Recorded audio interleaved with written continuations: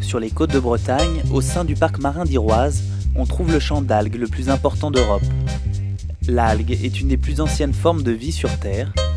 Elle fournit la matière première dans de nombreux domaines et promet diverses applications industrielles, nourriture, engrais et combustible.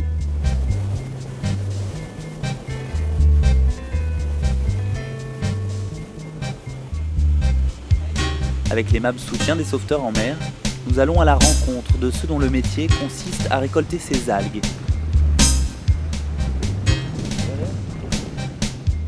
À l'entrée du parc marin, nous sommes accueillis par une bande de phoques gris.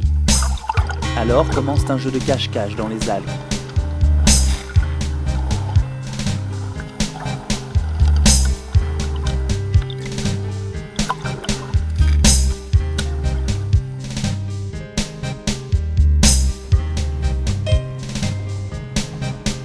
Ici, on trouve plus de 800 espèces d'algues.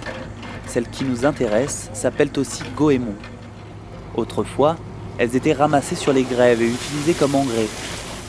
De nos jours, le goémon n'est plus récolté sur les côtes, mais en mer, sur des bateaux équipés d'une vis, appelée Scooby-Doo. Cette collecte s'effectue à quelques mètres de profondeur, ce qui a profondément amélioré les moyens de cueillette et les conditions de vie des goémoniers. Depuis les années 50, le goémon, composé d'algues brunes, est recherché pour ses alginates, qui sont les sels de l'acide alginique.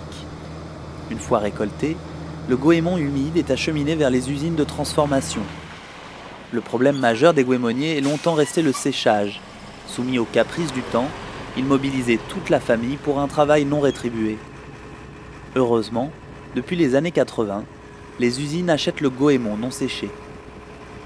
Il est utilisé comme épaississant et gélifiant dans l'industrie agroalimentaire, la cosmétique, la parfumerie ou pour diverses autres applications.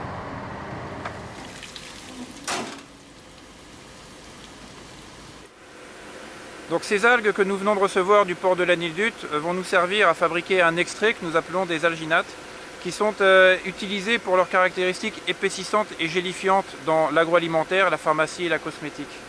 Alors de façon pratique, ces algues vont être chargées dans les cuves pour être mises en solution dans de l'eau, filtrées, et ensuite faire précipiter l'alginate sous forme de fibres pour ensuite se trouver être séché et broyé, tamisé. Le produit fini que nous fabriquons est une poudre en fait. Les applications de ces alginates dans le domaine de l'agroalimentaire, dans le domaine de la pharmacie, vont permettre de fabriquer des produits que nous allons trouver dans les linéaires des supermarchés. La valorisation de l'algue est un exemple d'activité durable dont l'homme pourra s'inspirer pour la protection des océans, de la nature et de l'humanité.